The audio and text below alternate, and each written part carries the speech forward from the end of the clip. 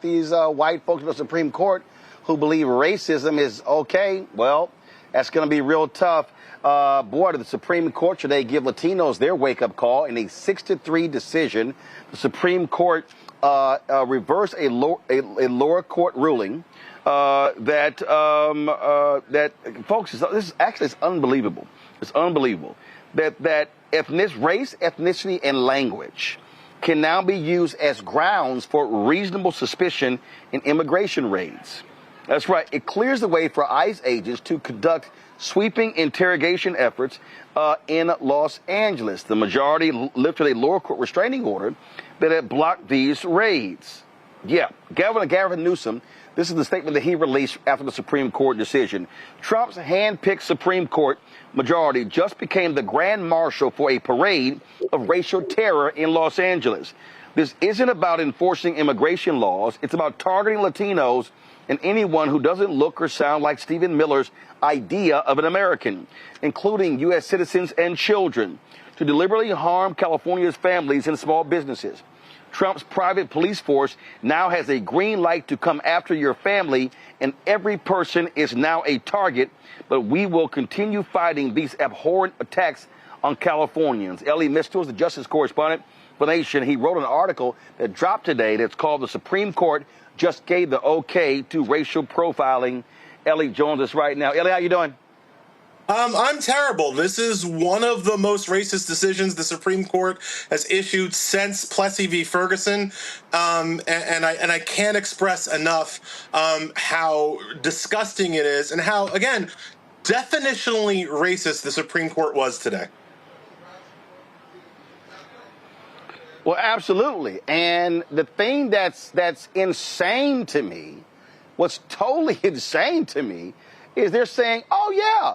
Oh, if they look, if they sound Latino, look Latino, smell Latino, yeah, y'all go ahead and pull them over. The court's outlined what's interesting here is that the court just said that racial profiling is now constitutional, right?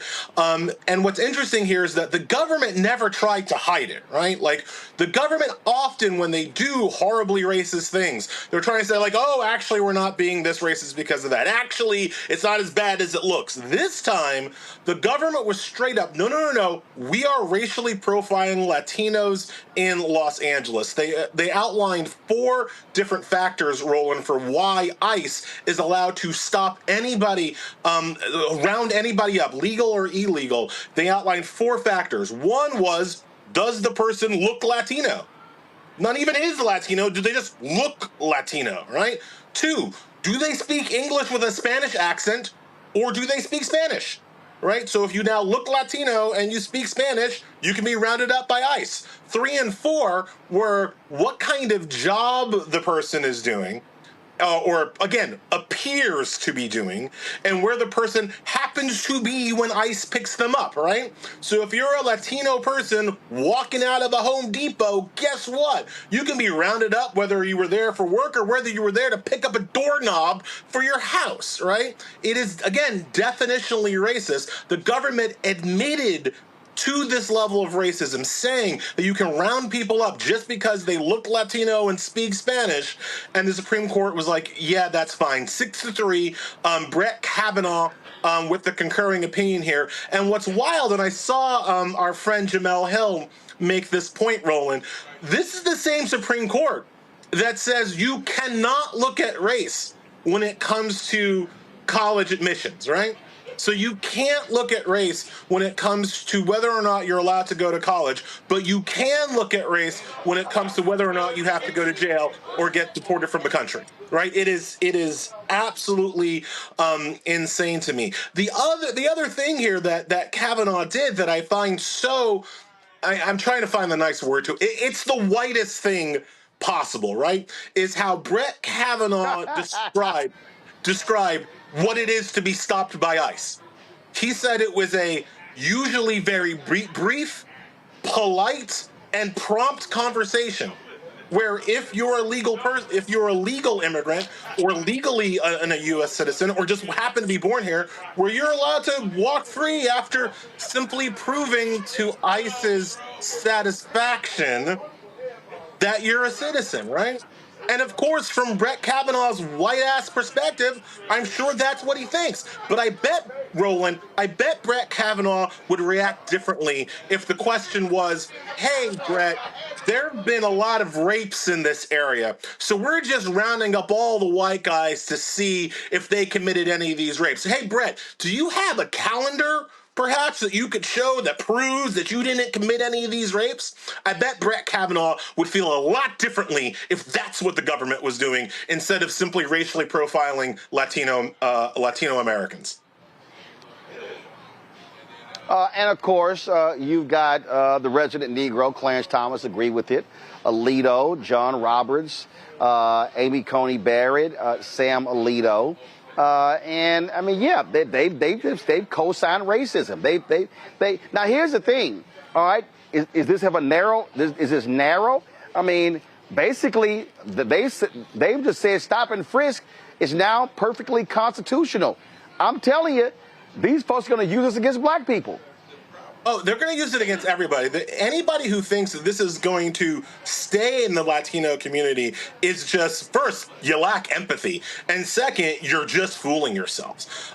If they can use racial profiling to round up Latinos, again, regardless of whether or not they're of legal status, you're absolutely right. It's going to come for black people next. It's going to come for Asian Americans next. You know, you're a Vietnamese woman working in a nail parlor. Guess what? You can be rounded up on suspicion of being an illegal immigrant, right? You're a Chinese man who happens to own their own dry cleaner. Guess what? You can be rounded up just in case ICE thinks that you're a legal immigrant. The other thing Brett Kavanaugh and the rest of the racist conservatives don't bother to explain is, what does it require to prove to ICE that you're a citizen? I mean, even beyond the fact that you shouldn't have to show your papers, what papers do you need according to ICE? Because the Supreme Court makes no standards for what ICE is allowed to ask you or not, right? What they're allowed to require or not. Again, white folks, as far as I know, and I'm not white, so maybe it's a little bit different on that side of the tracks, but I don't know a lot of white people that run around with their birth certificates in their pocket, right? I don't know a lot of white folks that keep proof of citizenship in their wallets. And of course, white people don't have to, because white people know their proof of citizenship is on their face, right? Even if they're like a German working in a beer hall.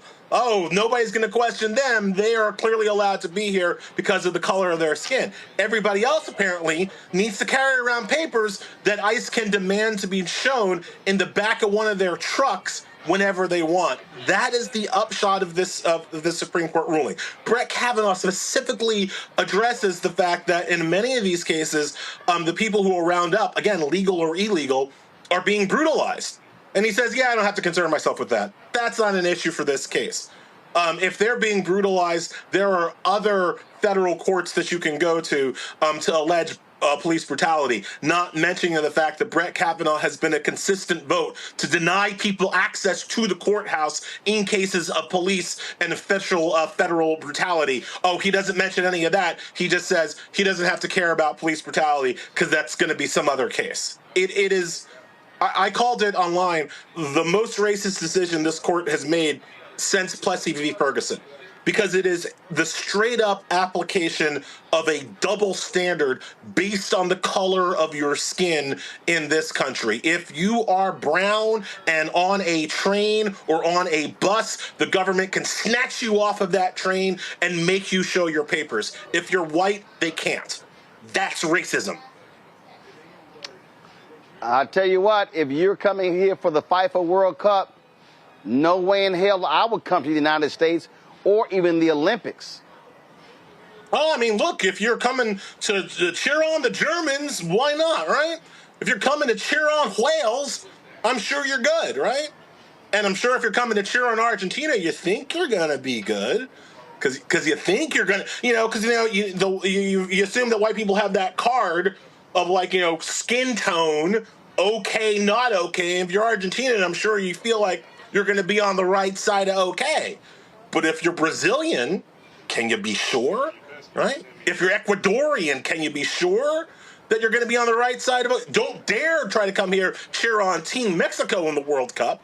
We know what's going to happen to those folks. And quite frankly, don't come here to cheer on Ghana, not neither, right? Don't come here to cheer on Tunisia, neither. Because you might not be on the right side of the color line. Because remember, folks, one of the things the Supreme Court said in this decision is that if you just look Latino, you can be rounded up. Looking Latino is enough, right? I'm Haitian. But do I look like I could be Dominican? I don't know. But apparently, if I do, according to ICE, then they can make me show them my papers. And since I was born in Queens, I don't got no paper. I don't know where my papers are to prove that I was born in Queens.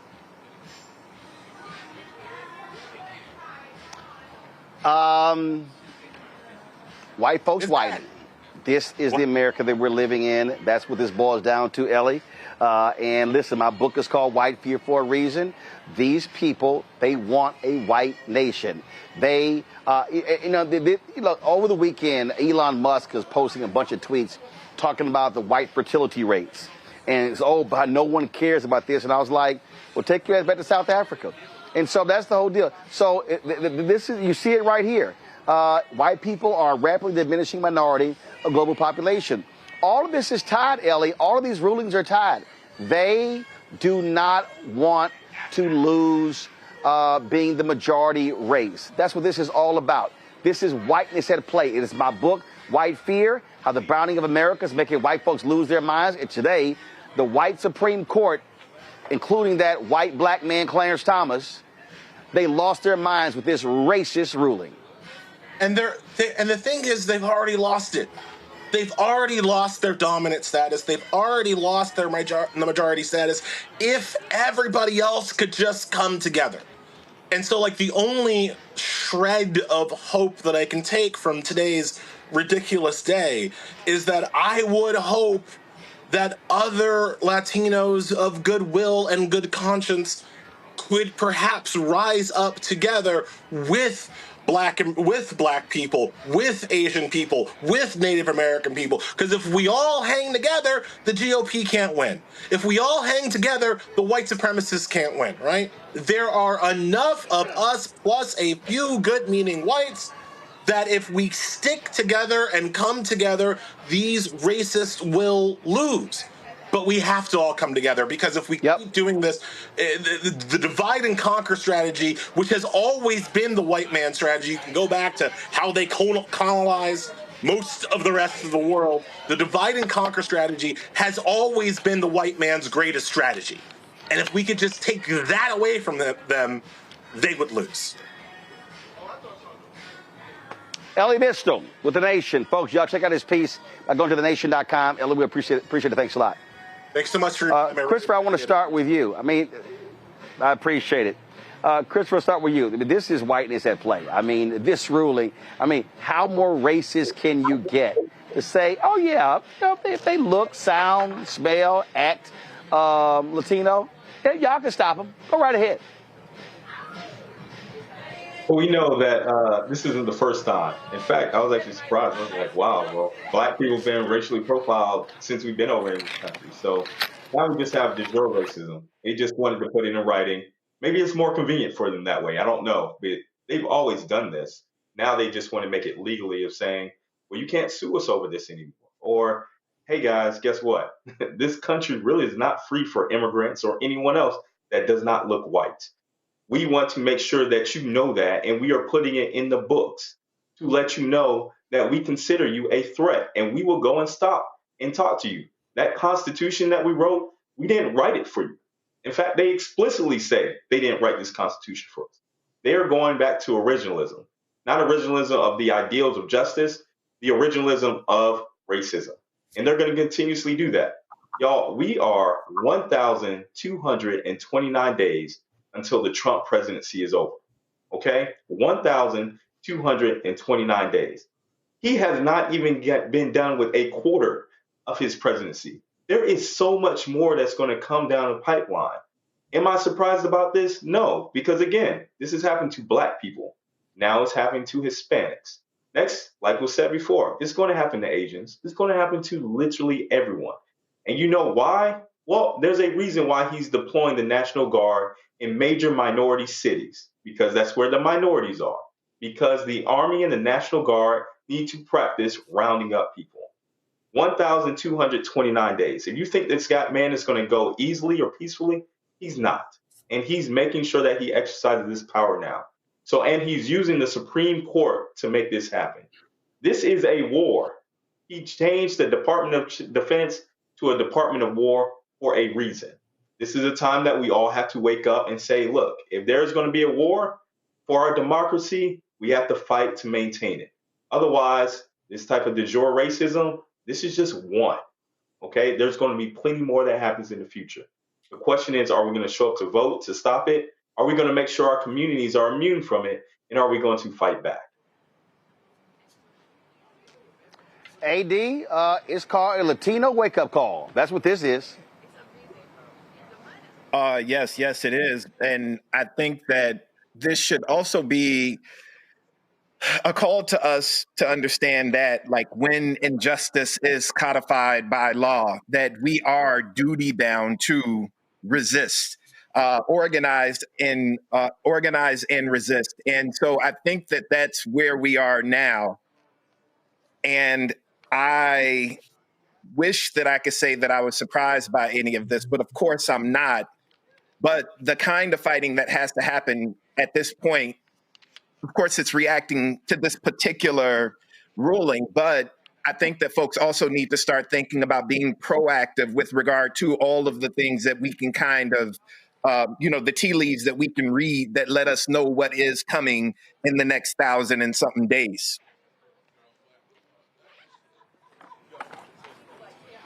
But Army Congo, here's the deal. We can't organize for them. They're going to organize for themselves. They have got to wake up. He dramatically increases Latino support. Many of them were voting for the deportations. Now they're realizing, y'all ain't white. Y'all might think y'all white. You might call yourself a white Hispanic, but you ain't white. Supreme Court just said you brown. Yeah, period, bottom line. And one of the things that was said during this panel discussion, as well as, of Ellie as well, is that if we had the solidarity, we could win. We could defeat all of this. The fact of the matter is, Washington Post talks about democracy dies in darkness. It doesn't. It dies in the light of day. And right now, people are just handing this country over to Donald Trump through our inability to come together. The business community is working in cahoots with him. When you look at it, so why aren't we in our community? Well, we are with like Target and other places, but there should be massive campaigns of withdrawing from businesses, that support this individual. There should be, more conversations about how we can protest and work together to support each other through this process. But he keeps folks divided. Some of us said already that, it's just a matter of time before they come for Asians. Well, hey, Roland, last week they did. 475 South Korean people arrested at that plant in Georgia. The government of South Korea is sending a charter ship to take 300 of them back home. So they're already coming for every other group. How long is it going to take? Trump hasn't fired, a single shot necessarily. He hasn't, fired any machine gun bullets. It's all through not through legislation. It's all through working with the Supreme Court, who has given him the authority to do whatever he wants. It's all through a weak Congress that has given him the power. We got to fight Congress then. So we got to fight the business community then. Then we got to fight the Supreme Court. It's in our DNA. It's in our blood. But we can't do this alone. We can fight. We can resist. But there's not enough of us to make this happen. And so if this isn't the wake-up call for members of that community, Roland, I don't know what is. But I know that we're talking about over 1,000 days of his administration. Our focus has got to be these midterms and all of these other special elections that are going to be coming up as well, because those are going to be the ways that we slowly start to gain power, just like we've seen the Democrats win the majority of special elections that have happened since Trump has come into power. So it's not over yet, and I doubt it's going to be over if we don't give up. But we have to continue to coalition build. I've cited Fred Hampton before, and I'm going to cite him again. He was building with rural whites and then other folks throughout the country. We need that type of movement and that type of unity now. Hello, I'm Isaac Hayes III, founder and CEO of Fanbase. Listen to what I'm about to tell you. The window to invest in Fanbase is closing. We've raised over $10.6 million of our $17 million goal. That means there's room for less than 6,370 people to invest in Fanbase for the average amount. The minimum to invest in Fanbase Right now, it's $399. That makes you an owner in Fanbase today. Go to startengine.com/fanbase to invest. Why?